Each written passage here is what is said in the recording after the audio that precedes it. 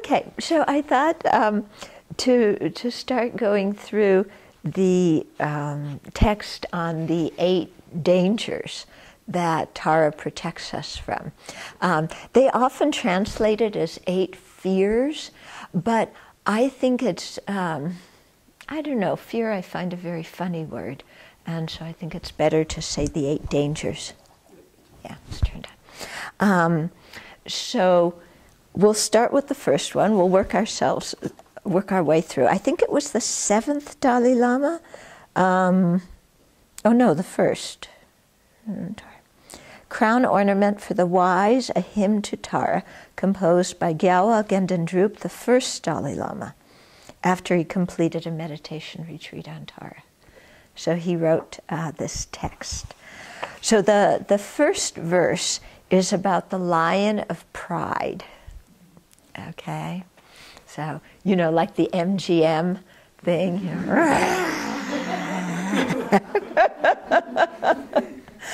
Okay, so it says, dwelling in the mountains of wrong views of selfhood, puffed up with holding itself superior, it claws other beings with contempt. The lion of pride, please protect us from this danger. Okay, so if we see Tara's nature as the nature of wisdom, okay, then wisdom is going to protect us from pride, isn't it?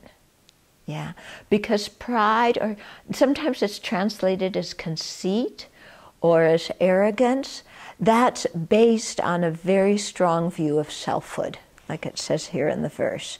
Okay, so it's based on this incredible self-grasping. There's me. I am, you know, and especially this feeling of being the controller. Yeah, there's different kinds of pride, and one kind is called the conceit of I. I love that term because it so aptly describes that, the conceit of I. How we feel conceited just because we think we exist, you know. I am. You know, it's conceit, isn't it? Yeah, and so Tara's nature is wisdom. This is going to overcome. So when we're saying, you know, Tara, please protect us from this fear, it's not like, you know, Tara's going to swoop down and pull out all the pride from our mind. I mean, wouldn't that be nice? That's not how it happens, though. You know, when we're appealing to Tara, we're appealing actually to our own wisdom. Please protect me from the danger of conceit, of arrogance. Yeah. Okay, so it's based on this wrong view of selfhood, this self-existent self. Okay, it's puffed up, holding itself superior. Okay, so when we compare ourselves to people that we're better than them. When we compare ourselves to people who are equal, we're still a little bit better. When we compare ourselves to people who are better than us, then we're almost as good, and we soon will be better. Okay? So that just this incredible self-importance. But there is one kind of arrogance that operates in the reverse way. And this is the arrogance of, I'm the worst one. Yeah, the arrogance of self-blame. And I'm so bad, I can make the whole thing go wrong. Yeah, why isn't this working? It's because of me. You know, I'm inherently blameworthy, full of shame, you know, worthless. That's a form of arrogance, isn't it? If I can't be the best, I'm the worst. But, you know, I am special. Okay? So it also claws other beings with contempt. It's a very vivid image, isn't it? But that's what our mind does when it's full of arrogance, just with contempt, claws them, you know. You aren't going to think you're any good because I'm the best one, you know. But we do this with such a nice expression on our face. We look so sweet. Oh, no, I'm not being arrogant.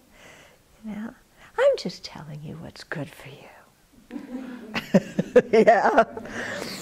So we try and control, we try and dominate. Yeah. And why are we into this? You know, and why do we puff ourselves up so much thinking we're superior? Because we really don't believe in ourselves. You know, because somebody who really has self-confidence has no need to puff themselves up. It's when we lack self-confidence that then we, you know, kind of go out there and make ourselves into a big deal. Mm-hmm. I remember one time watching His Holiness at a conference. This was many years ago. He was on a panel of experts, and they were talking about something, and all of the rest of the panel looked to His Holiness and said, well, what do you think? You know, what's the answer? You know, you're God, give us the answer. And His Holiness sat there and said, I don't know. And it's like, the audience was silent, you know. How can you be an expert and say you don't know? And he said, I don't know. And then he turned to the rest of the people on the panel and he said, what do you think? And it's like, wow. You know, we've never seen anybody do that before when they're supposed to be the person with all the answers. And I realized, you know, why can His Holiness do this? Because he has no internal need to impress himself or to impress other people. And he doesn't need to prove himself to other people or to himself because he has self-confidence. You know, when we don't believe in ourselves, then we're always trying to prove ourselves to somebody else. Always trying to show somebody that, look, I am good, I am worthwhile, I can do this.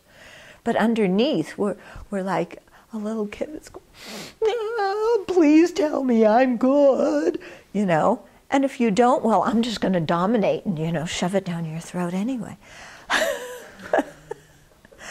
Okay?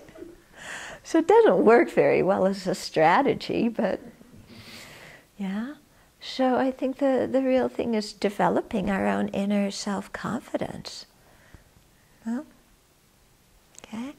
You know, and pride comes up in all sorts of different ways. Sometimes I watch, you know, and people will ask a Dharma question, and then they don't listen to the answer.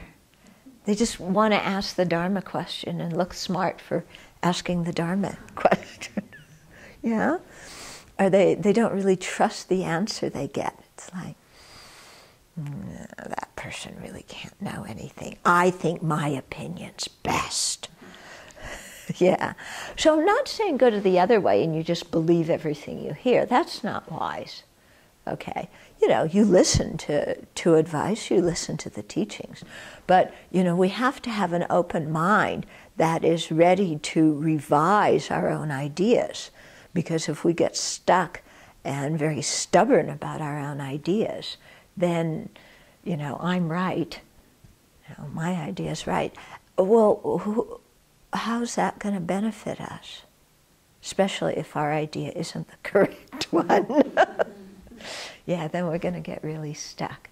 So, you know, this is the whole thing behind debate, is that you have an idea, but you also are open to revise it.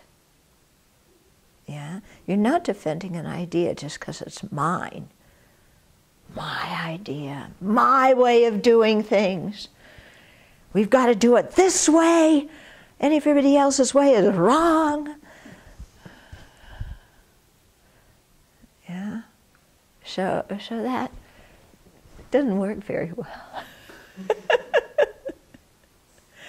Gaddafi gave a 3-hour speech today. You know, he's been giving a lot of speeches, but this one is like 3 hours. You know, so I would say, you know, might be some insecurity that's causing this kind of arrogance. Yeah? So, okay. So the thing is, we have to look out for our own arrogance, our own conceit, our own pride. You know, it's very easy to look out for other people's arrogance. We know who's arrogant. And we also know who's angry, and we know who's attached and who's jealous. But that doesn't matter who else is. We have all of these dangers that are going to come out in this prayer. We have all of them, so we have to look inside ourselves and see. Okay. So now I hope you're all going to listen to me.